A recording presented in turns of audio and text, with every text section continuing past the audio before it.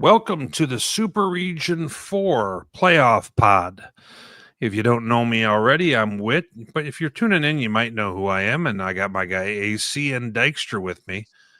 Fellas, how are you doing on a Monday evening? Not too bad. Not too bad. It's recovering from the weekend of football as I'm sure you guys are as well. What a Very weekend much it so. was. It was a weekend. Well, guys, I'm going to go ahead and pull up a little bit of our bracket. And let's go ahead and take a look at it, fellas. We've got Pitt State up top left corner. They advanced this last weekend over Chadron. We had Harding, who advances over Northwest. UTPB, and the only they're one of two, I should say, unseeded who won. They beat CSU Pueblo, and then we have Western Colorado, who won at Central Washington. I don't think we're shocked by any of the outcomes necessarily. I think we all kind of felt those two games to the right side of our graphic. We're almost toss-up games.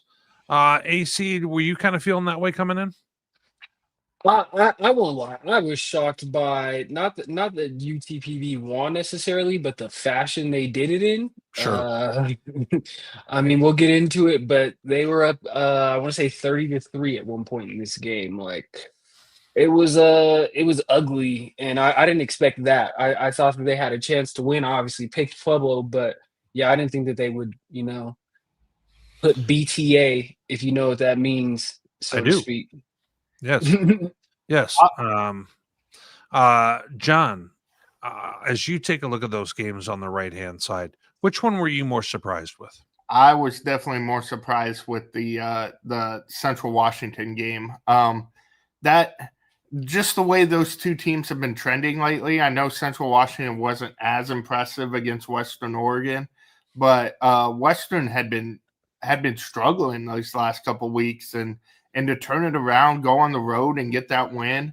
I did not think that was a toss-up game, and they ended up pulling what I consider a decent size upset. So I think everybody kind of felt the same way about Pueblo and UTPB, that we weren't going to be super surprised either way that one went. But Western did impress me, and I think that's an interesting dynamic there, where we see the two teams that didn't win the Lone Star and RMAC beating the two Lone Star and RMAC champions. So it just tells you playoffs is all about matchups. Right, both league champs bow out right there, as you were saying, in kind of a mixed matchup. And I would agree with what AC said, that I think the most surprising of anything that we see here of the four games was the way UTPB just had their way with CSU Pueblo. And CSU Pueblo got off the canvas, but really was never in that ball game, in my opinion. After it really got to a 2-3 score game. But well, guys, let's go ahead and we're going to start with what was without a doubt the biggest matchup of the weekend. When you took a look at rankings, you took a look at history, everything that goes with this. John, for those who are tuning in who kind of don't know enough of the backstory with this, give us a little bit. I mean, obviously you had a chance to write about it. Northwest history coming in with Harding before this contest. Yeah, Harding kind of started their rise to prominence kind of when Northwest was in their dynasty mode there in the mid teens there, I guess you'd say. And they took a couple tough losses to Northwest, 35-0 a couple times when Northwest had really good teams there.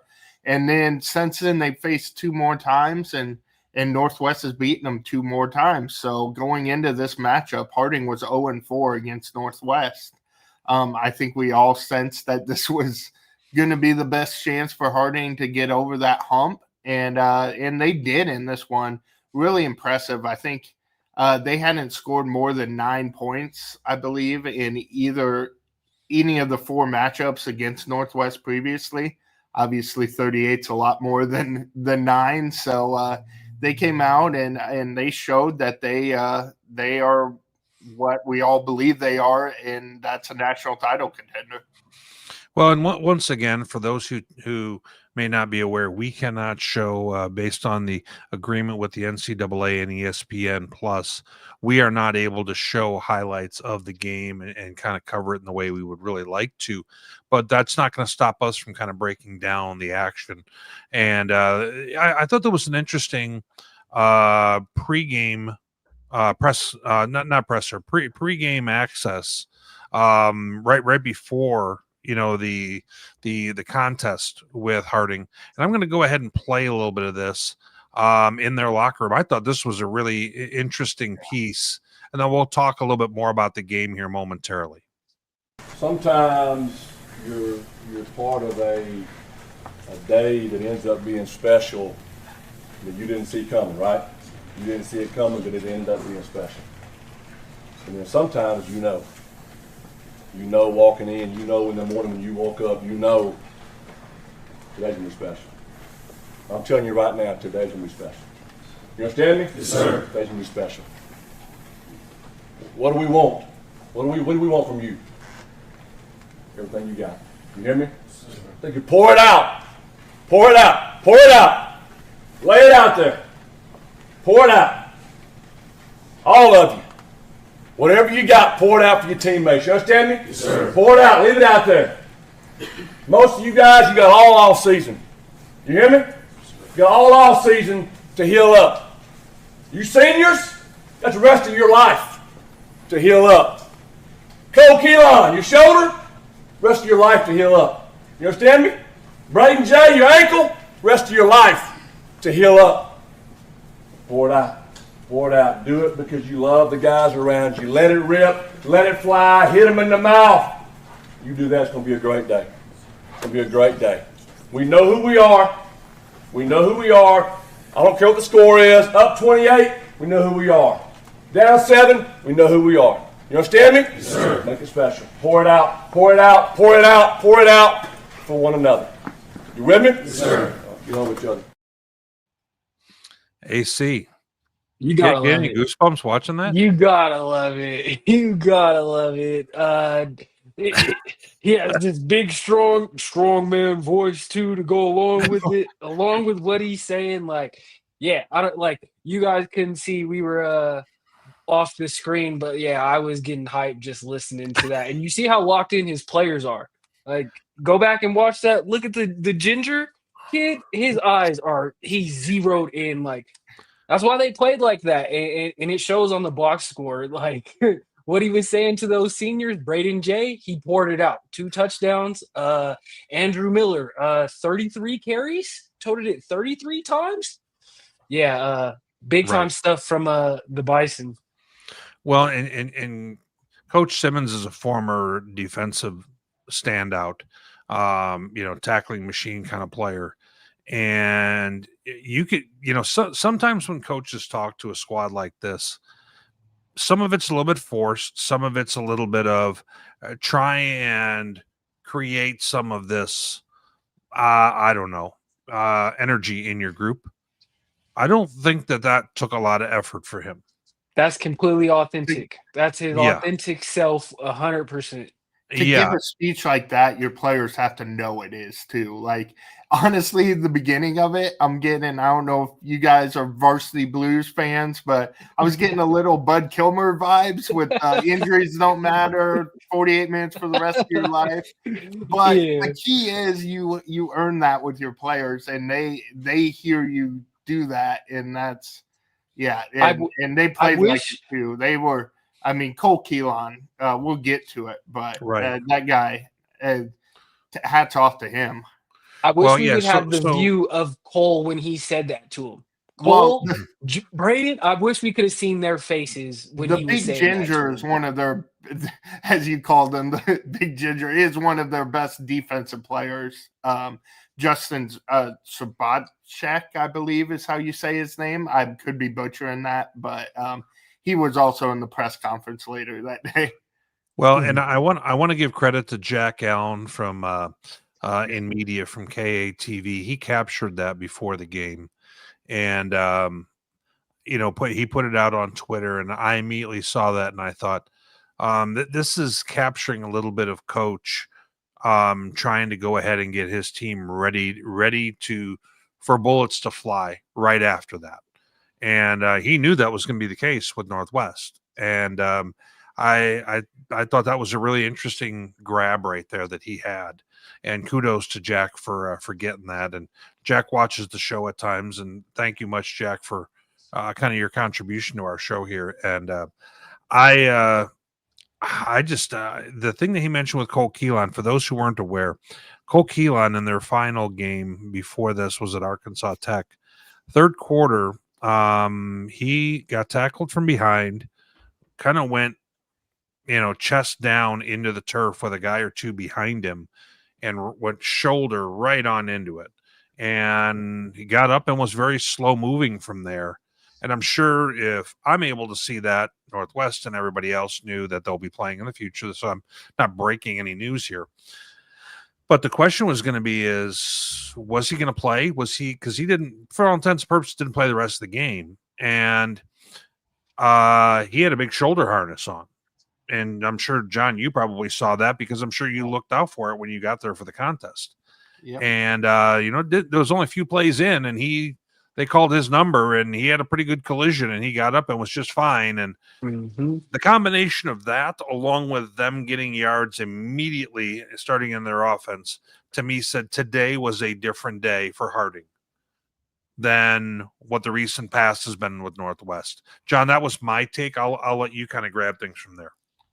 My take is a whole lot of Andrew Miller. I mean, I feel like Cole Keelan, just because he's a quarterback, and Braden Jay, because Braden Jay is explosive, get a lot of the headlines for Harding. Andrew Miller, that guy, you hit him and he's guaranteed at least 5 more yards every time. They could not stop the dive, and that's the difference between previous years in this matchup where Northwest won the line of scrimmage against them. And they won the line of scrimmage a fair amount in this game even.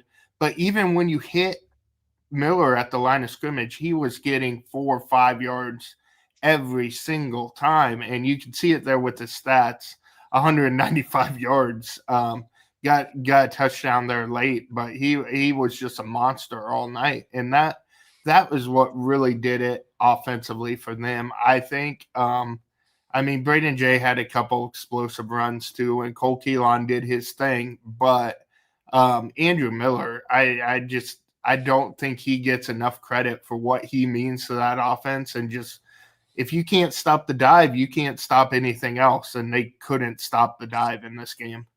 Right. In watching on the other side of the football for the Northwest, what did you feel were some of their challenges offensively? They just couldn't get going in the passing game. 79 yards passing is not what they needed to have in this game. Obviously, Zachariah Owens, the quarterback the freshman who split time and really got going midseason, he's still pretty beat up at this point, and he didn't do much for him in this game. They were able to run the ball, but anytime they got behind the chains, it was bad. They actually had rushing the ball over 10 yards a carry for Northwest between all their people, but they just played from behind too much, and then several of those were really big explosives. So the down to down, they'd get behind the chains, and then it'd just be kind of over for them. So not being able to throw the ball was a big thing for them. They had the early turnover. That was a crazy one. How the early game went is Northwest elected to take the ball first. They got a 3-and-out, gave it to Harding. Harding went down and scored. And then the next drive, Northwest had a little drive going. They had just had a 20-yard run. And then they throw the ball, and the receiver's not looking.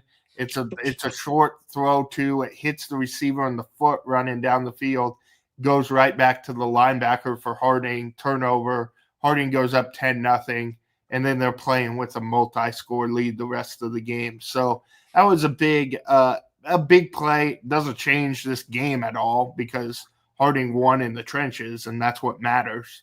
But Northwest played from behind the whole game, and that certainly didn't help the offense when they were having success running the ball.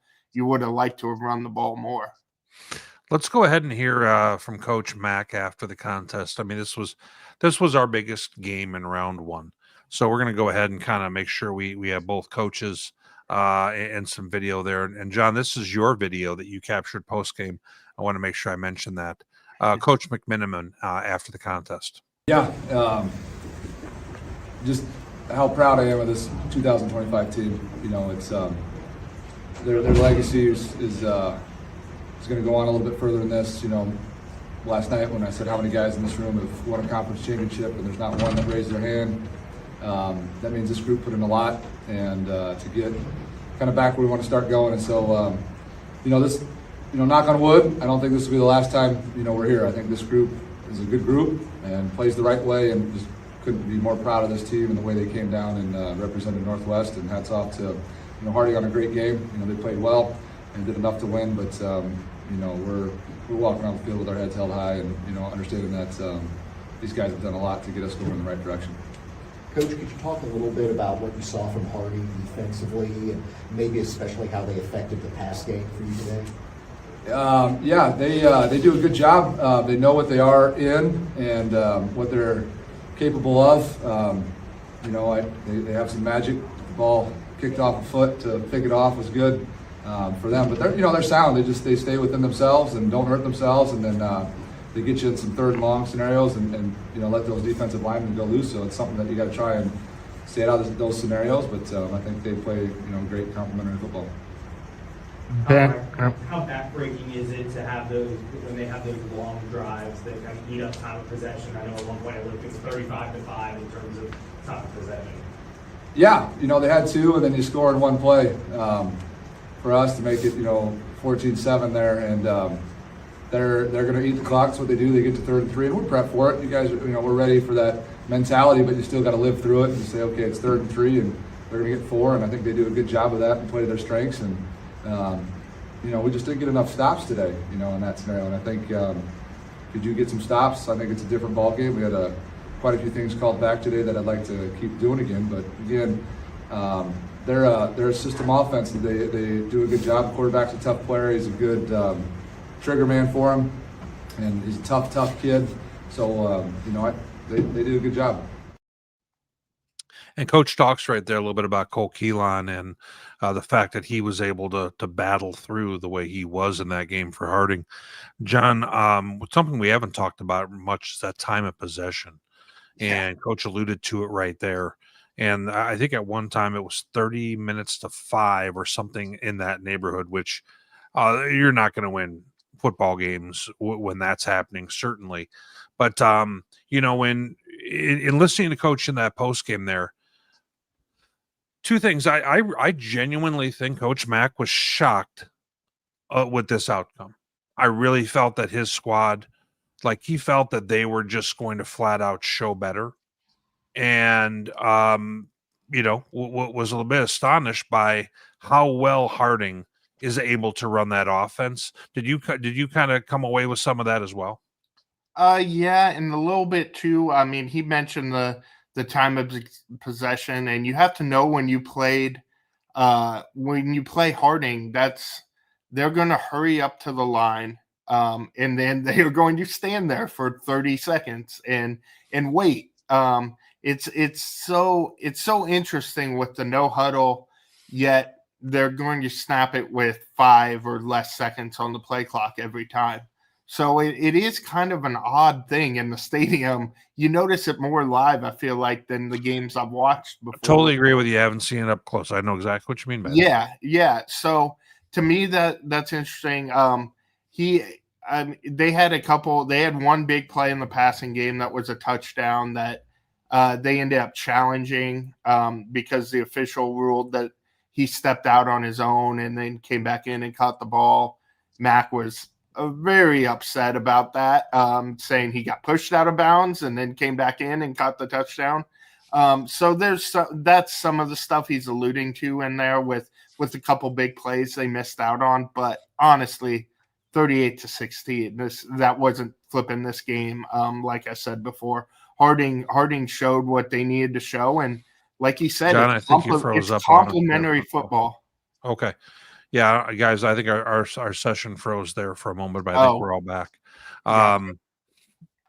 AC, as someone kind of looking on to this game, I know this wasn't your contest, but it just kind of feels like Harding's almost impervious to anything that's getting put in their way. Northwest defense did outstanding this year, and they were able to accomplish a whole lot this year. And it felt like to Harding, it was just another opponent. They're a team on a mission. Coach Simmons, he really has them going, and Cole can really, like we talk about it. We've been talking about it, and we bring it up all the time. Just the way he operates this, and like he's almost like a point guard out there. The way he operates it, he goes 2 for 2 passing, using his shoulder. The 2 times he does, he completes the passes, and then Andrew Miller, like I'll go back to it, like JD said. I'm not only impressed by the output, like just the number of yards. Like I played, so I always think about just like the real cost. 33 carries that's a lot of hits, a lot of violent hits that he was taking and dishing out. To just be able to do that, big time shout out to him.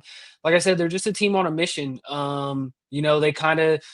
They won the Natty undefeated. I was there and saw them at the top of the mountain. They weren't able to reach it last year, but they made some noise, and I feel like they know this is their time, this is their year. With those senior guys they got, this is going to be their best chance, I think, to get back to that. And I think they know it too, and they're playing like it. Yeah, I mean, a very impressive outing by Harding, no doubt. John, looking, as we kind of turn the page on Northwest here momentarily. I mean, we didn't think Northwest was going to be in this position to be in a playoff game right now. And I think it's easy to forget about some of that. You said, John, in what you were writing this, in the last few, 24 to 48 hours, you feel like there has been a sentiment that it's not such a big disappointment per se, but there is plenty of people who seem realistic about the upswing that they've had Northwest and being pretty level-headed about this. I was pretty impressed with Northwest fans, actually, because I expect them to be a little irrational and expect to win the Natty every year. High expectations, sure. They knew, they realized what this Harding team was, and I don't think I've seen a negative comment about, messing up this game or anything like that really out there. I haven't been on the message boards. That might be a different place. But in terms of like social media and stuff like that, it's been it's what I think it should be, because they overachieved this year. They straight up did. This was a bunch of guys that returned from last year's team. They didn't really even add that many transfers.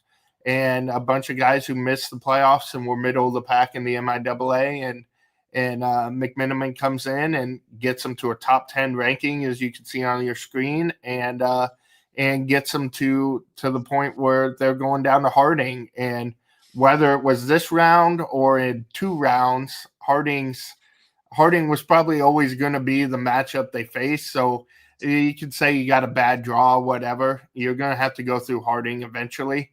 And they are what they are. But I was pretty impressed with Northwest fans realizing that this was a big step forward for them, and we will see with the transfer portal.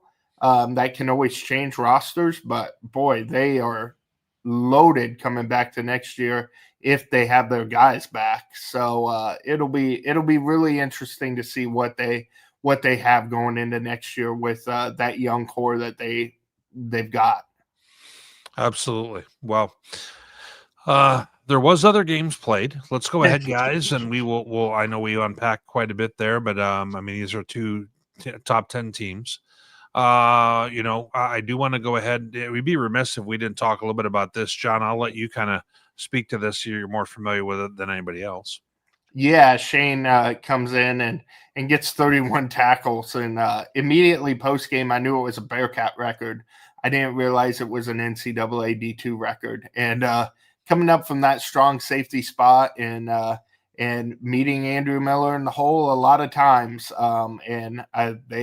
They had some pretty good collisions, and obviously coming in 13 solo tackles, 18 assists. That kind of tells you kind of what the plays were. A lot of assisted tackles because they had to gang tackle Andrew Miller. But Shane Fredrickson is a really good football player. Unanimous, I believe, first team All-MIAA. Should be getting All-American recognition after this.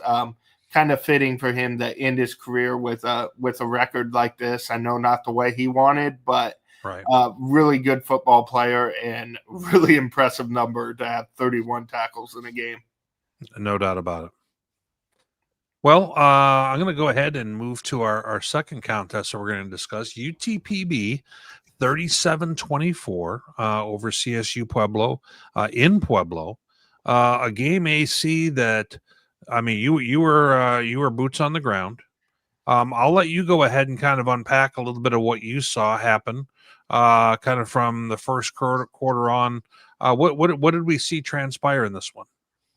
Respectfully, Pueblo came out sleepwalking, and UTPB came out all gas, no brakes. From the jump, immediately, just attacking Pueblo. You know, Pueblo is known for having a really good secondary. UTPB made them prove it, and UTPB's receivers got the better of the Pueblo DB straight up. Cannon Gibson he was amazing. Not only just like, so he's really efficient, 24 for 34 for 343, 3 touchdowns, no picks, but I thought his ability to escape pressure, extend plays, do things on the run. That was my first time seeing him in person. He was really, really impressive. And then their receiving core. They're big, they're fast, they got all different types of receivers that can beat you in different ways. Like, they were really impressive. They didn't do too much on the ground with Corey Harris, like I kind of expected him to. He's a name that I'm pretty familiar with, but man, they were impressive. And like I said, Pueblo just kind of came out sleepwalking. Like, before you know it, it's 17-3. They did have an injury. Pueblo's they're probably their best defensive player, Peyton Shaw. He tore his Achilles early in the game. I want to say on the first UTPB score, and you could kind of feel how deflating that was for Pueblo. He's kind of been like not only the best player on the defensive end, but kind of like the heart and soul of the team these past few weeks. As they've had these comebacks, he's had big turnovers in each of them. So that was a big loss for Pueblo. But UTPB, they just took it to him, and Pueblo. You know, this score looks a little closer than it was. I was there. This was never really a close game at all. UTPB handled it from start to finish, and Pueblo got a couple garbage time scores. But hats off to the Falcons. I thought Pueblo, after the loss they had versus Mankato last year, I thought that experience would really do something for them. Right. They looked substantially worse, in my opinion, just how they came out. Like, you wouldn't have known that it was a playoff game with the energy that they came out with. So hats off to McCullough for having his boys ready and for taking it to him. And one other thing I want to point out, I really loved how aggressive they were on the defensive end. Like, I feel like aside from Mines for parts of the game, they were the first team that I saw that like challenged the Pueblo receivers, got in their face, played press man, and made them work for everything. And it kind of shows, kind of stifled what Pueblo usually gets going. Let's listen to Pueblo's head coach Phil Vijo after the contest, and let him kind of unpack a little bit of that. We don't have anything from Chris McCullough that I was able to find. Not that you guys didn't get enough from our guy McCullough last year when he was on these pods with us. I joke, Chris. Don't feel like you got to text me about that. But let's go ahead and check out a little bit of the Pueblo side of things post game. It snowballed on us a little bit there early. They were doing a really good job. We started out playing man-to-man coverage right off the get-go, and they hit some big plays on us that got us out of man coverage. And then once we got out of man coverage, they just kind of picked us apart a little bit. And their quarterback is a tough player. He kept them in this game. Felt like there were several times on third down where we could have got off the field, and kid made an unbelievable play. They made a bunch of contested catches, which in playoff time is what you have to have. And we didn't get enough stops today, to be honest with you. And then on the offensive side, we moved the ball, especially early. But again, there were too many 3-and-outs in that first half. There were too many times where we're settling for field goals or putting ourselves in 3rd and long. And just statistically, that's not gonna win when you come to playoff football. And he kind of alluded to some of the things that you were referencing, AC. I was just impressed by the fact that Pueblo, UTPB you kind of went for their throat right away. They were, they weren't holding on to the ball real long. A lot of quick passes. I noticed that when I was watching. Guys getting open right away, letting them catch, and they got some good athletes, and let them do their thing. And I didn't think that Pueblo did a great job of being able to stop that early, and it kind of felt like they punched them in the mouth. And Pueblo took a little while to get things back and going, and it kind of felt like a lot of their production came, 3rd quarter later in the game, when I felt like that was too big of an ask at that point. And just, congratulations to the Falcons for having a really impressive road win like this. Tristan Exline, top shelf defender for them, 11 tackles. He's a guy who plays sideline to sideline for that UTPB squad when you go ahead and you watch them. And you're going to have some guys now. Roman Fuller, I believe that he and Retzlaff, they are both. That's it. Their careers are now okay. So, well, we thought that last year too, to be fair, but no, that's a fair point. But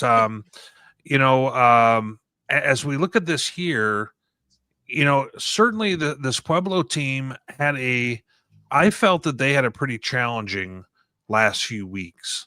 They've got, in this last month or so, let's call it a month.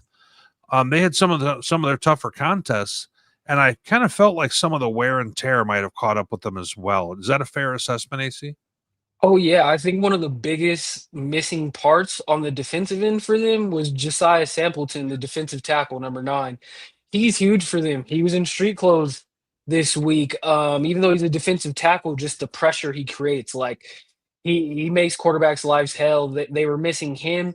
And then I think just kind of the mental fatigue of playing so many ball games that are crazy, like you're down 21 at Western and you come back in dramatic fashion. Then the next week you go to double. I don't want to say it was just single overtime versus mine, but an overtime game where you had to come back. Then Chadron, I forgot all about that game, you to be can honest. handle. Chadron gives you all you can handle, and you barely escape with that one. Like Coach Vigil said, it just snowballed on him. Like you said, UTPB punched them in the mouth very hard, and it just snowballed from there. They also had Pueblo, I want to say their first drive, they drove down the field, got in the field goal range, had a missed kick, that's just deflating. Like their kicker that hit that big one versus Western to win it, he had a streak where he had missed like 5 of 6. So, there was a lot of things that kind of contributed to this, but got to be really disappointing for the Thunderwolves after going undefeated in conference play again, earning the right to have a home game in front of your home fans and losing in this fashion. Like, it's going to be a long offseason for sure. Yeah, no doubt about it. Let's go ahead, guys. Move to our next game. Chadron at Pitt. Interesting matchup. Guys, I got to be honest with you. I'm not one to toot my horn, but I called this game. I said last week that this game was going to be a schmaz, and it was going to be low scoring, and it was going to be first team to 20. And I had a feeling Pitt was going to let them hang around, and that Pitt was going to have a little bit of the huge game hangover. I'll be honest, I still think all of those things.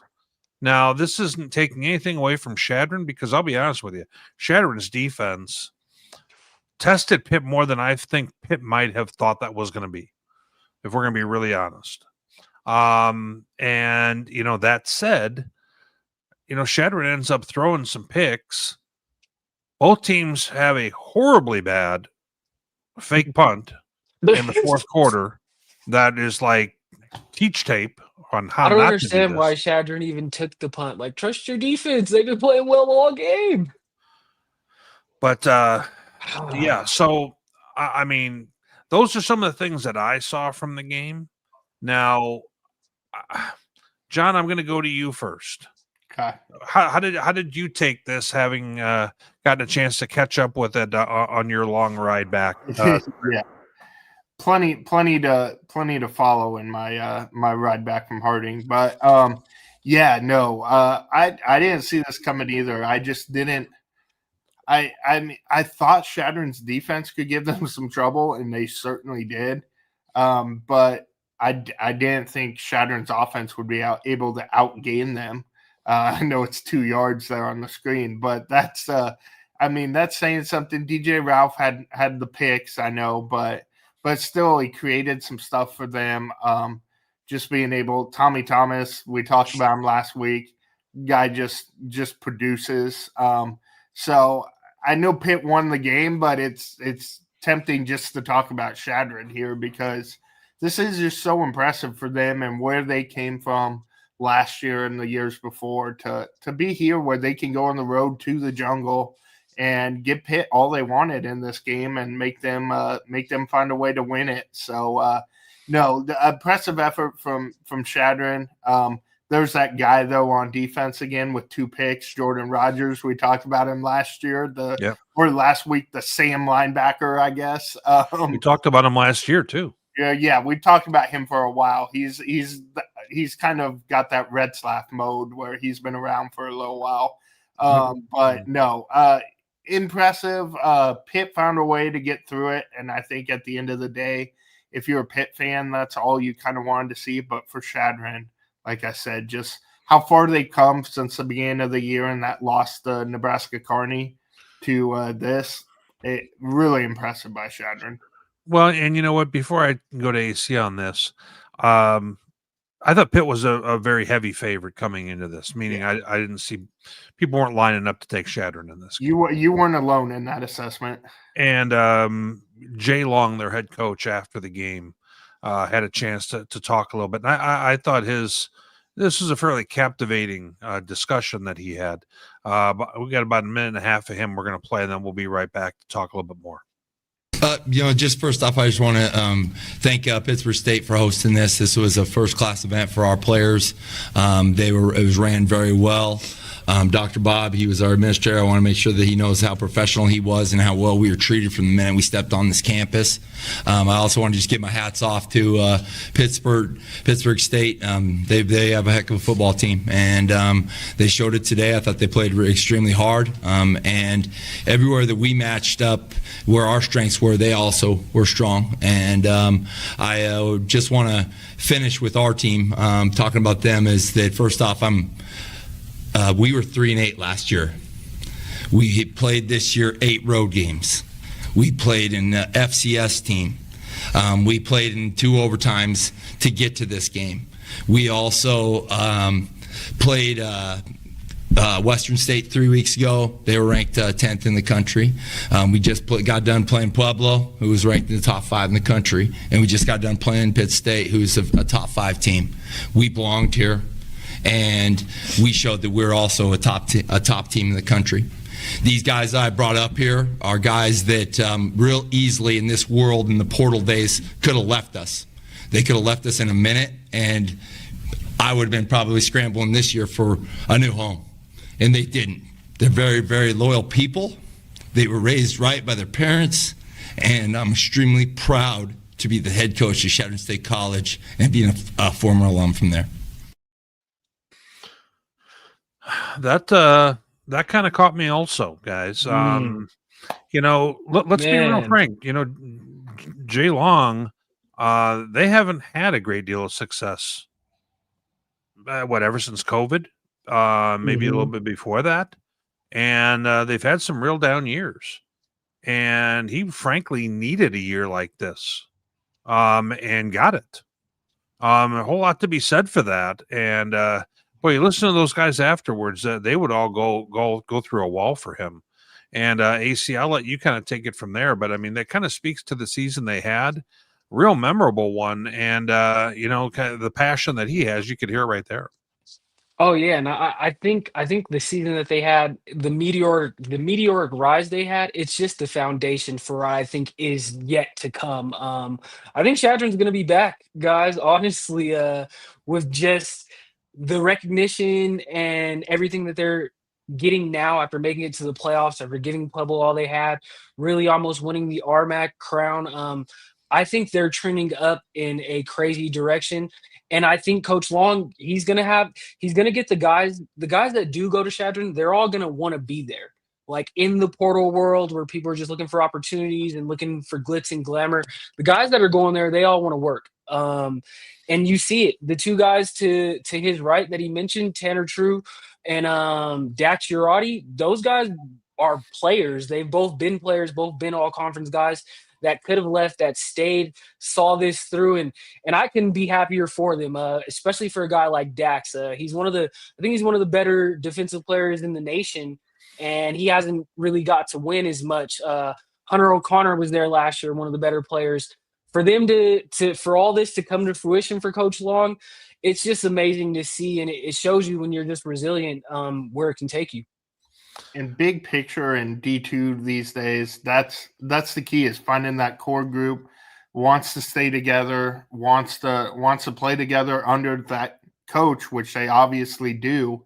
That's how you have that rise one year to another, because otherwise your guys are getting in the portal and half your roster's gone. If you get that group that's got that continuity and sticks it out, that's how you make the kind of jump Chadron did. And we see the number 17 next to their name, and then you lose in the first round here. I could still see that number getting them climbing in the polls because of the way they played in this game, especially if Pitt continues to play well in the playoffs moving forward. Well, guys, in kind of closing thoughts on this is that, Pitt was up early in this football game, 14-3 at half. I felt like they were in control. They didn't put Chadron away. And Chadron fought back, got up in the fourth quarter for a brief time. And, then Pitt was able to go ahead and take the lead. And, Chadron ends up, with a total of 3 interceptions on the way. And that really kind of squashed their chances on what felt like a pretty evenly played ball game overall. Not to mention the opening kick return. You take that out of the equation, and boy, Atkins with the kick return to begin the game. It's like, you're a heavy favor if you're Chadron. You're going down there, and then they return the opening kick for a touchdown, and you bounce back from that. Like, we've been singing Chadron's praises for the last 5 minutes, but I just can't stop doing it because a lot of resiliency there. Yeah, and to the defense of obviously Pitt is that, you've got Jackson Berry and crew. We're good enough offensively to go ahead and win the day here. Yeah. And I think this was a tough spot when you're Pitt and you're coming off of such a big win a week previous, and then you've got a team that your fan base doesn't know much about, if anything, coming on into play, and you guys still get your juice. I really felt that was the thing here. So the fact that Pitt still found a way to win, is a feather in their cap. And now they're going to go ahead and advance in the tournament and go to Harding. We'll talk more about that here. But what a great gift for I feel wings. like Pitt kind of knew what was coming up next. That is an aspect of this. Played Northwest last week. No, you're either getting Northwest, but more likely Harding the week after. It's a trap game, and they found a way to win it. So good for Pitt. Got the job done there at home. And by the way, since you and I, John, do MIAA weekly, we'd be remiss if we didn't go ahead and show our guy Mike Racy, commissioner of the MIAA. I think one of the best commissioners across the land. A guy who's a real full of good ideas and trying to better the game, and I want to commend Mike for that. Now, who else do we have in the photo? Dykstra, are you ready to unpack a little bit of who I else can we have? unpack it for you if you'd like me to. Dr. Sure. Bob Bowrigger, who is an AD at Northwest, but also a commissioner before Mike there, and then Phil Laurie, the director of officials, is in the blue there. The MIAA does a really good job with officials, and I feel like they get praised by other conferences in the playoffs when they do it. I saw some of it on the Sunday show. Well, and they were the first ones to get things going, John, with the replay years ago, right? Yes, they were. So, and Mike Racy and Phil Laurie were big parts of that. And then Jim Johnson is in the Pitt sweatshirt there, and he's obviously on the committee for the playoffs, but has also just been around Pitt for quite a while now, and is one of the main athletic directors kind of driving things forward in the MIAA. So a little mini Mount Rushmore there in the jungle. Yeah. A lot of heavy hitters that have pushed forward to try and make football better for Division II as a whole. I commend them. And looking at that picture just makes me glad I was in Arkansas too, because they look a little colder than I was in Arkansas, in a t-shirt or in a polo shirt actually in Arkansas. Yeah, yes, and our guy Racy with the collar with the white here. I thought he was a priest when I first saw it, but no, Mike, don't feel like you got to text me about that. I love you, Mike, but the Church of Racy here and trying to push things forward in D2. Moving right along. Let's take a look at our final game here: Western Colorado against Central Washington, in a game that I don't know why I took. By the way, I went 4-0 in this podcast. Of course. Once again, not one to have to point things out, guys. But I mean, if there's going to be a victory lap, it's right damn now. But I was 3-1 at least. So AC, I did bad. I knew you guys wouldn't congratulate me, so I had to put it out there. But I sure as heck wasn't congratulating you. Darn right, I knew. Can I be honest though? Look. We did our show last Tuesday, and I was so tight on this game. In my official bracket that I fill out every week, I picked. We don't care what your official bracket says. It's what you said on the show. We don't care what you wrote yesterday. I didn't write that yesterday. I got a picture. I timestamped it just for this. I see somebody said in the comments, we don't care what's on your paper. Oh, wait, that was just what Dykstra and I were thinking. Okay. Ferg will say it if we won't. Oh, okay, yeah. Our guy Ferg is giving me a hard time about that. Ferg, are you even getting half the games right in our Sunday night pick? I'm not saying. I'm just saying. There you go, Ferg. That last comment's the one I care more about. Yeah, guy who's hoping to go 3-4 each week. But so let's get back to the game though, guys. I just kind of felt like Western kind of came in with, I don't want to say nothing to lose. But you know what? They dropped a few games. They got sent on the road, all this kind of stuff. I really I felt like this was just kind of their time. And, Drew Nash, a senior, they've got some other, guys like that. I kind of felt like this was a good spot for them. And Central Washington not playing the night game they're always used to at home, having to play during the day. I thought maybe they'd have a little trouble getting some of their juice. I don't know. AC, am I crazy with that? No, not at all. Western, I think they did come in like, hey, what do we have to lose? We already had all the pressure of winning the RMAC. We didn't accomplish that. We had to deal with the pain of dealing with that. But we still got a chance to play in the playoffs. What do we have to lose? And it's a team that we're super familiar against. This team, we're scheduled to play them many times we make the playoffs, it seems like a conference opponent anymore, right? I had been campaigning for them to come to the RMAC, but I digress. No, I think Western, with the president leading the way, him knowing this could be his last game, he put it all out there. He left it all on the line. He didn't have the craziest game, but he just made just enough plays, which is, kind of his MO. The defense, I thought, really got after Kennedy McGill. The linebackers, the stunts, the pressure, I thought he was under a lot of pressure. I thought Central Washington had a lot of big plays they could have hit that he just missed, a couple of overthrows here and there that I think were a result of that pressure that was constantly in his face. Really competitive ball game. I think without the pick six, which was caused by a big pressure by Central Washington defensive end, Lloyd Hammer had a big pressure on Drew, kind of threw a wayward pass, gets pick six before halftime. If that doesn't happen, does Western run away with this game? I don't know, but it's super hats off to the Mountaineers and whatnot. I thought that they were kind of dead men walking coming into this game, and way to shut me up, guys. Way to do it. Love to see it. Dykstra, any thoughts on this contest yourself? You obviously had mentioned at the intro of the show that you thought Central Washington, was a fairly safe bet here. Yeah, I was surprised by it. I was following this one. Obviously, we had the benefit of this one kicking off a little later than the others, so right. Was able to follow it kind of on the way back from Harding there, and they just kept hanging around.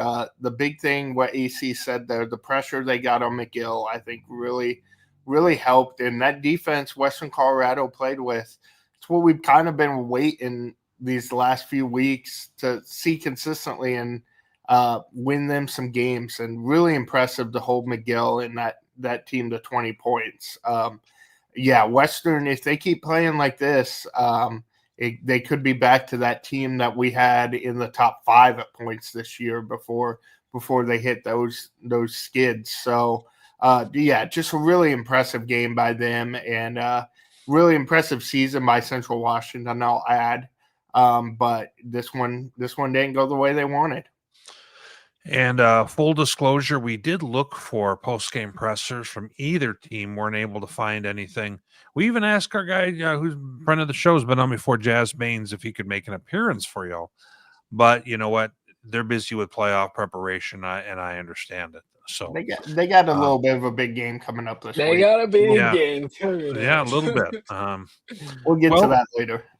So that kind of moves us on into the games that we're going to have here in a moment to look to discuss. But before we do, we're going to take a little bit of a break from things for a minute, and we're going to go ahead and look at, there was some news today. Welcome, Art Briles. And I don't know what to make of this news, to be honest with you guys. Given what happened with Art Briles about 10 years ago at Baylor, it was kind of a unsavory thing that was happening where, he basically just, it seemed like he kind of had probably not stepped in enough in a moment where he had a chance to, and he was, let go by Baylor. And there's been a few times since then that he's tried to resurface in different places, and it just hasn't been well received by this and by wherever he was looking to go. I think the CFL was one, and then other place like I want to say FCS maybe or something. Mm-hmm. So we're gonna have to see how this goes, but here is my thought: is Eastern has gone ahead and they went from having, Kelly Lee, the coach who was there. They ran the triple, then he left. They stopped running the triple. They started running, 5 wide, all that stuff. Then they come back to Kelly Lee. They're running the triple again, and now they're going to go to Art Briles. They aren't running the triple, I guarantee that. Well, so it's going to be kind of hard to just walk on in with essentially personnel that's really meant to run the triple and go ahead and run a pass-happy offense that Art Briles runs. Something about that just kind of I don't know. This feels like a we'll see kind of thing. Do you honestly think any of that personnel is still going to be on the team?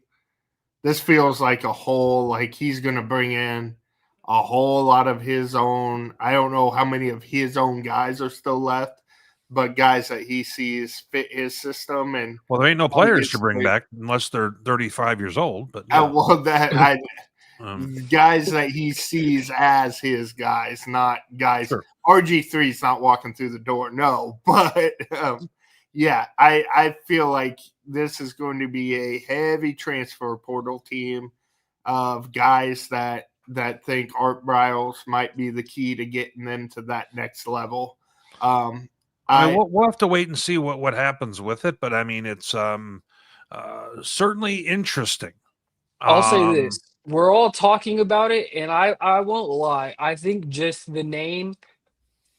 I think it will be able to attract some talent. I think he'll be able to get some talented players. Like, he coached all those years at that high level. Think about how many other coaches he knows that still coach now, that still have connections. Like, I'm not saying it's going to happen overnight, but with him kind of being the pariah that he has been for the last 10 years, not being able to get these bigger jobs, if he's in this for the long haul, why can't they be successful in 3 or 4 years? Oh, well, I have no doubt. See. He's going to be 70 years old. Yeah. And I heard something about like $1 million buyout if he were going to try and go elsewhere. So it seems like there's some interesting other pieces in place going on here. This feels like let's talk in 2 years and see what this looks like, because this is going to take a while to cook if it's really going to be what this is. I have no doubt that the talent level there is going to skyrocket, but Art Briles wouldn't be a name I'd be rooting for my program to bring in. If I'm going to be honest. Sure. But I have no doubt that he is going to up the talent level there and make them a more interesting program. We'll say that. Yeah. I mean, this is going to have to be a, John. I mentioned this to you the other day. This is not a microwave situation. This is more of a crock pot, because it's going to have to. It's going to take them a little while. I don't think 70, that they just though. How much crock pot time does he want to spend in eastern New Mexico? I don't know. I'll be interested to see what he can bring in the transfer portal. Portales may be his cup of tea, man. Maybe that's where he wants to retire. But he's still 70. How much longer does he want? I don't. They're an interesting follow at that point, and yes. I think that's probably about where we would end up leaving this. Yep. So, well, moving on, guys. Let's take a look at the matchups that we have, and this is the first one that we're going to go ahead and talk about. And the first one here, Pitt State at Harding. Now, I've already done my pick on the show last night, and I think that Pitt State challenges Harding a little bit more than Northwest did, but I'm not sure the score ends up a whole lot different by the time it's all clear. I just feel like maybe they can keep it playable, like within 10 points at half. But Harding scores right away in the third quarter, and the air comes out of the balloon, and Pitt realizes 17 points at Harding is a whole heck of a lot to make up. And I got Harding winning. AC, I'm going to you next. What do you got? So after really getting to watch Pitt State up close last week, I think that they're a really good team. I think I love their ability to turn the ball over. They were causing turnovers every which way the other day. I love the energy they play with. What I'll say though I think they have a stout defensive front, it wasn't exceptional to my eye, and maybe that was just how they played last week versus Chadron. But I think to beat Harding, I think you need to have a front seven that is exceptional and dominant. And I didn't see that last week. So I'm rolling with Harding again. I think what you said is kind of spot on. I think it could be very similar to last week's game against Northwest Missouri in the way of score at the end, but I do think Pitt could be a little bit more competitive, just because I think they may be able to get a couple more things going on offense with their quarterback. I like his ability to escape and elude, even though he was kind of under fire from the Chadron front too. But I thought he played well. Just they didn't impress me enough to where I think they're going to go into Arkansas and beat Harding. I just don't see it. John, is this where you back up the MIAA and stand up for the Gorillas? I don't get the impression that that's where you're leaning. No, it's not where I'm leaning. I said last week I thought that game, Northwest Harding, would be the most competitive that Harding had in the region. It got more lopsided than I thought, but I'm still not 100% convinced that that statement won't end up being true, because that's what kind of role Harding's on right now. It's been mentioned in our comments about the health of the running backs after that last game for Pitt. I think that's kind of important, but I'm not so sure they're going to be able to run the ball as well as Northwest did on Harding either, just because they haven't run the ball as well as Northwest has all year. The quarterback is interesting. Jackson Berry, who Coach Simmons talked about after the game, that he's obviously a good player. He referenced him being the all MIAA quarterback and said that clearly means he's a really good player. And he is a good player, but I just don't know if Pitt's going to be able to score on that defense. And as AC kind of alluded to, the strength of the Pitt State defense, as we talked about all year, is the secondary. I mean, the front seven's still really good, but their best players intercept passes and do things like that. There aren't going to be many passes to intercept in this game, and I think that is kind of Harding's just a terrible matchup for Pitt. We saw it last year. I don't think it's really changed this year. I'm sure they are going to try to add some wrinkles and try to make it change from last year, but I don't see it. I've got Harding with a substantial victory in this one. Substantial. Yeah, I don't know. I don't really want to put a score in it because sometimes it can go different ways at the end, but I'm thinking 21 points or so, which would be closer than the Northwest score, I believe. So I had 20 in my head. My thought was the first half, Pitt can stay within about 10. And then in the second half, that third quarter, I think the everything kind of breaks at that point. I don't think there's ever a point in this game where we're like, oh, Pitt's got them. I don't think there's ever a point where we're looking from the outside and think, oh, Harding's in big trouble today. Fair enough. Moving on to our second game. UTPB. What's the weather looking like, AC? It's actually supposed to be cold and snow, I believe. Yeah, so just before showtime, looked like it was going to be a high in the high 30s, probably mid-30s game time, if that, and a little bit of snow that would be coming in on Saturday.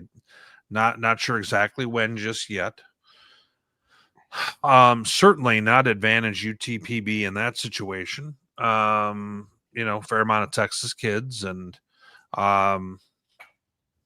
Western Colorado has played in these type of games in the playoffs last year against Bemidji. While they came out on the short end, they probably outplayed Bemidji for a good portion of that contest, and that game was going to be colder than this, I'll say that. That looked Arctic, but so we can't just say that that's not a part of this, because between the potential snow and the elevation, those are two real things here. Absolutely. AC, I'm going to start off with you. How do you see this one playing out? This one's been really tough because I think what the Falcons do well is what Western really struggles with, and that's defending the pass. Each time Western is faced, like what I would say is an upper tier receiving core, your West Texas A&Ms of the world, Pueblo, you kind of saw those results. They kind of had their way with him. After seeing UTPB up close and seeing what they did to what I thought was a really stout Pueblo secondary, really, advantageous, good one, it really, really scares me. But then I think about Western's front seven and the amount of pressure they were able to get on a guy like Kennedy McGill. And although Cannon Gibson is elusive. I don't think he's the athlete that Kennedy McGill is. I don't think he's getting out as fast as him. I don't think he'll be able to escape the same way that Kennedy was. Now, if they go with the quick game, could they beat him? Possibly. My head tells me UTPB. I've been burned by Western when they've been in these matchups this year, but my heart's going to go with Western. They're at home. They have the weather in their favor. Their defense was able to get after a quarterback last week the way I like to see them do it. I'm going to ride with that and the president, and I'm going to take them to get it done. I got Western winning I think this may go to overtime and Western wins by 3. But I think it's going to be a really tight game. Give me the Mountaineers, though, at home. You got Mountaineers? I got the Mountaineers. John, he went back and forth so many times on that one, I wasn't sure he was going. It's hard, man. Join the club. By the way, Doug mentions here it snows a lot in Western Texas. What? What are we talking about? West Texas, Midland area.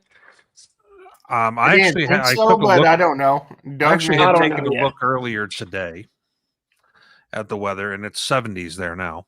And they yearly get less than 10 inches of snow. Well, that's a lot for Texas. Calling snow that a lot of snow, Doug, you and I have completely different ideas on what a lot of snow is. So like in the area where AC's at, probably about 60 inches of snow a year. So Yeah. okay. Thank you, Doug. Okay. Witt, calm down a little bit. It was a joke. Settle it. Well, okay. Well, when you don't say it with any inflection, it gives the impression that you're serious. And Doug, you've said some things over the course of this year that Oh, Yeah. Doug. might make me think you were serious. But Dykstra, we're coming to you for your expert take on this. Everyone is waiting tight for that. You gave me a little extra time so I could flip what I was thinking in my head about 4 more times in this. I always, Okay. whenever we have the Sunday show and Poe gets on there and say, I've been thinking about this daggum game all day long, and Catching strays on the Monday pick show. has gone. No, that's a compliment to Poe. And I've gone You were back throwing and the forth. I'm daggum. like, I saw what you Poe, did there. Poe, there's no way you've gone back and forth on this game that many times. I feel like this is a Poe game for me, though. I've gone back and forth on this daggum game all day. And, look at the numbers there. They're so even. And Western. Do we need to come back to you, or do we need to? You hold your horses. Okay. There's this game's been back and forth, though. I'm gonna go with the home team, Western Colorado. UTPB, their losses this year to Central Washington and Western Oregon that I think kind of bring that physical presence that Western Colorado is going to bring. I don't think either team likes their matchup in this because, as AC was saying, that passing game against Western's defense. But I think it goes the other way too, and it's kind of which one of those is going to win out. Give me Western Colorado at home in possibly a yearly amount of snow for Midland, Texas. Nice touch there. I'm going to cheer for AC. Witt's annoyed, but if AC enjoyed it, I'm good. Oh, Bittner. Somebody making a run in. Now that's a real stray from AC or from for Poe. If Poe doesn't watch me in AC, I don't know what he's doing. Yeah. I watch him. So I ended up taking UTPB. I just feel like I like their offense better. I think that they have the ability to be a little more explosive. Quarterbacks, okay, I'll say maybe quarterbacks are a wash. And I mean that in a complimentary way. I think they're the 2 of the best quarterbacks remaining in the tournament. We might talk about them a little later here. Yeah. But then one step further, I think I like what UTPB's defense is doing also. I think the one thing I'm kind of going against me is this whole UTPB having to go on the road again, and the weather and any of the uncertainty with that. I think the warmer the temperature gets, the more UTPB is going to feel like they're getting a shot in the arm, that they're not getting the snow that they thought they were going to get. Because there's no guarantee it's actually going to snow there.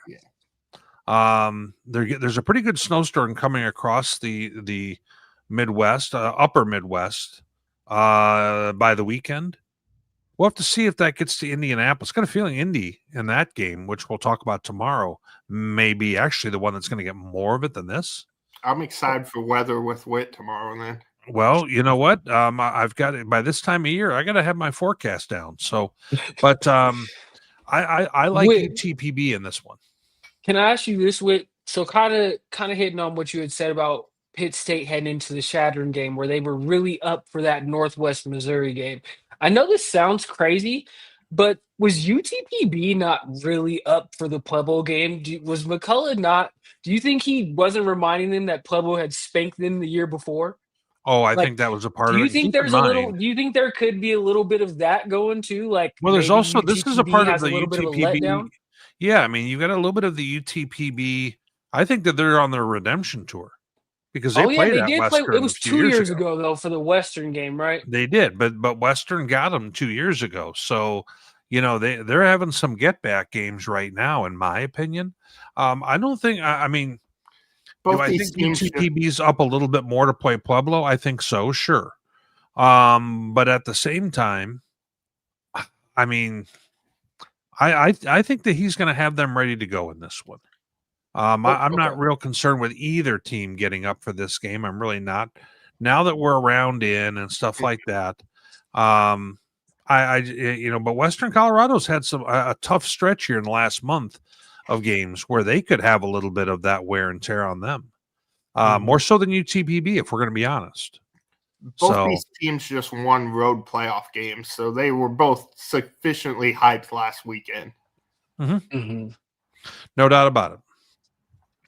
Well, as we kind of go ahead and wrap up our show, guys, we're supposed to be getting, to my understanding, we're expecting to get a release in regards to this topic this week, where you're going to see, somewhere between probably 35 and 40 guys nominated by their schools for the Harlon Hill. Now, keep in mind, this list is all about if your school has nominated you for the Harlon Hill. Okay.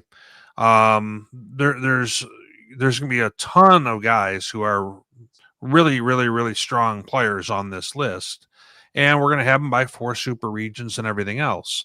Now, guys, we're probably not going to have a chance to really react to that because I have a feeling we're going to have a second release, maybe even by the time we have our next show. We'll have to see.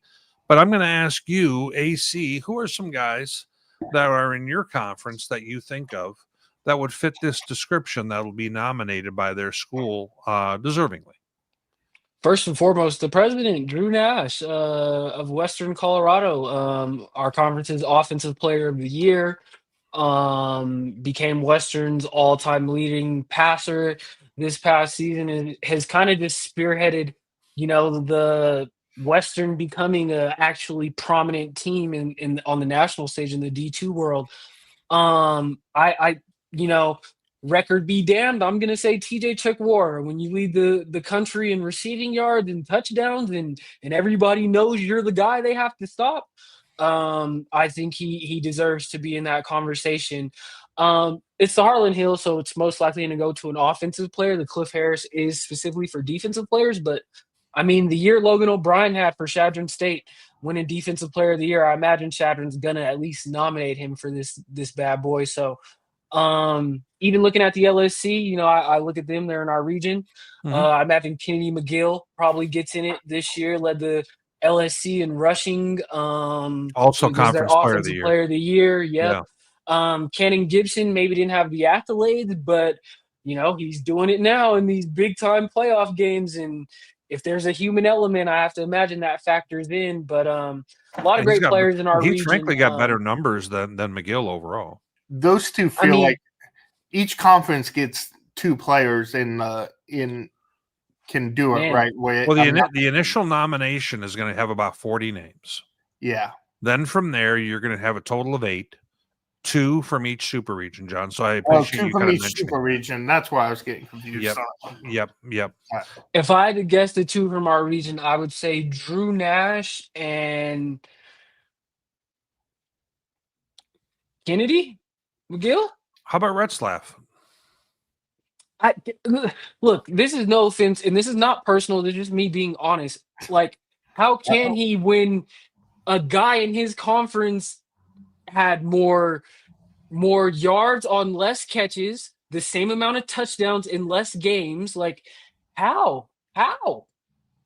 Well, there's a certain name recognition to this. There's no doubt about it. That was going to be my And frankly, in your conference, AC, he's got more name recognition than any other. Than everybody. And he had a hell of a year. This isn't that he didn't have a great year. It's not. But I don't think he got to 1,000 yards. And yeah, he didn't have the year that he had last year. Even statistically, it's kind of hard for me to look at it and be like, yeah, he's deserving of that nod again if he didn't even at least do what he did last year. I think his name's definitely worthy of being in the discussion. He's one of 2 guys that were remaining from the finalist group last year. Braden Fuller was the other one, down to Angelo, who's now in the portal. I guess that also kind of brings up the question, guys. If a guy jumps in the portal from your school, do you nominate him for the Harlon Hill at the same time? I mean, does that give you mixed thoughts? Do you really want to promote and push forward your guy if he's already saying adios? I can guarantee you Highlands is nominating Jeffrey Jones for this, regardless, portal or not, just for the recognition it's going to bring to their school and the eyes it'll get on their school. I think his school is still, yeah, he is. Yeah, and for those tuning in, I know our guy Ferg goes ahead and posts quite a bit of stuff about the portal. We won't be doing a separate show about the portal to glamorize the guys who are leaving D2, if I'm going to be honest. But as we take a look at this, John, let me move to your conference. Okay. I didn't mean for that to be a punchline, but if I'm going to go ahead and say this, who are some of the guys that you think will be nominated? I know that you've told me off air that you don't think that they really have a name that's going to be kind of frontline in this conversation for making as a finalist. But who are some of the guys that you think may end up getting nominated? I think as far as nominations go, Jackson Berry is the offensive player of the year in the conference. He does not have as good a resume, in my opinion, as any of the quarterbacks we've already talked about, but he'll be nominated. I would go with some defensive players, honestly, which I know they don't get. They're not going to win this award. Who do you got there?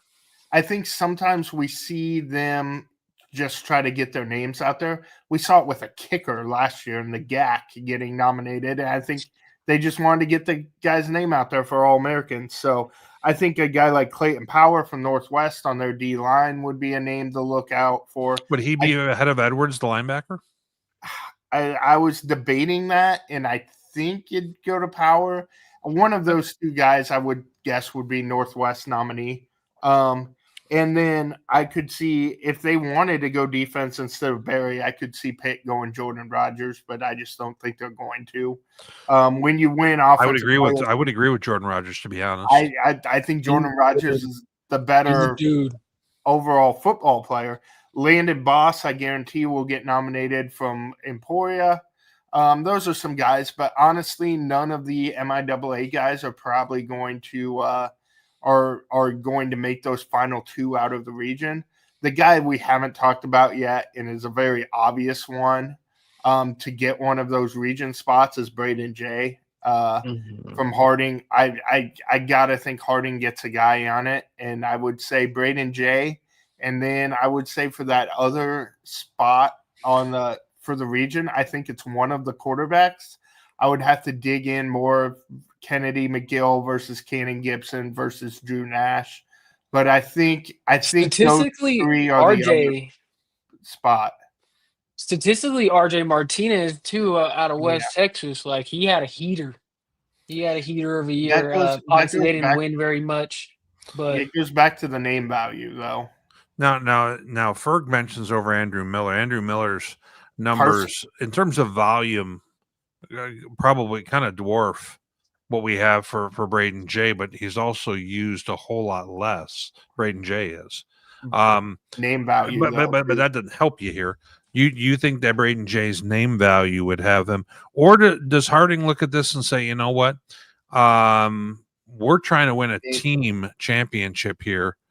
We're not trying to go ahead and pick sides about who our top offensive player is. Maybe they don't nominate anybody. Did they nominate somebody last year? I don't recall off the top of my head. I don't. If they didn't, then I would say maybe that holds a point. But otherwise, I would guess you would nominate somebody. And I think it'd be Jay. I just think he has the name value and the splashy plays. Yeah, our guy James has been thinking he's going to win it for a while now, and I don't think Braden Jay will win it, but I think he probably deserves to be a one of those final 8. Yeah, I think he deserves to be an All-American. But the idea that you would end up getting anointed the top, football player in Division II, I think that's probably a bit of a stretch, just considering the fact he doesn't get that much usage in compared to a lot of other guys that are in that same conversation. There's no way around that. Just for a little national perspective, I don't think any of these guys are winning it. I think that is going to go to Curtis Allen of Virginia Union. If I were voting, that's who I'd vote for. Who knows? They surprise us sometimes, but I just get the fans of this region that name, get familiar with it. Curtis Allen, look up his stats; they are very good. How upset does the Gannon running back have to be? Like, man, the year I had last year and I couldn't win it. Now Curtis Allen's about to. Damn. Well, I mean, throughout the years, now I'm blanking. Ferg's going to kill me. The guy before Gannon. Not Gannon, but the running back. Yeah. Charleston. Yeah. Yeah, who's that Northern Illinois now, whose name escapes me, but yeah. Jada Byers, though, is who I was going to say. Yeah, he Jada comes in. But he's eclipsed any year Jada had, though. Yeah. Yes. But it's also there's just not that many quarterbacks this year. There are really good quarterbacks, but there's no Zabrowski, there's no Matoka, there's no Bajent. There you go. Chuck coming in from the bleachers. Shave on right, exactly. Thanks, Chuck. Yeah. Yep. So I think it's more wide open this year. That's why I'd go with a running back and I'd go Curtis Allen. But I think Jack Strand's probably the leader of the quarterbacks up there with Stokes from West Florida. But normally, we've seen in the recent era that the guy who wins is almost a runaway at quarterback. And since we don't really have what I would view that this year, not that we don't have some strong candidates, because we do. I just feel like you may be heading down the right road with that with Curtis Allen, because his rushing numbers kind of dwarf everyone else. And the fact that he's at like 2,200 or whatever it is right now, and as many times as he's scored, I mean, almost 30, I want to say, just real impressive. Real impressive. We need to keep the stream going. So Eric, no, really, we don't. Well, I'm ready to be done. Keep digging a hole Eric with and Ferg Ferg right now. Yeah, they're about to have it up. Yeah. No, Ferg will be fine. He can look out for himself. But well, guys, that's kind of what we had to unpack tonight. I do want to mention, I'd be remiss if I didn't, that we do have the other super regional shows this week. If you couldn't get enough of the guy hosting this show, I will be on tomorrow. And Tony and I will go ahead and unpack a little bit of what we have in Super Region 3. We will also have Doug Geiser, head coach of Ashland, the Ashland Eagles, on with us to discuss their big win. We will have it live with the comments. So if you have any questions that seem like a good question, come hang out with me in the comments. Ferg will be there. We might have to kick you two out of the room, but we'll cross that bridge when we get to it. Witt's heard enough from us.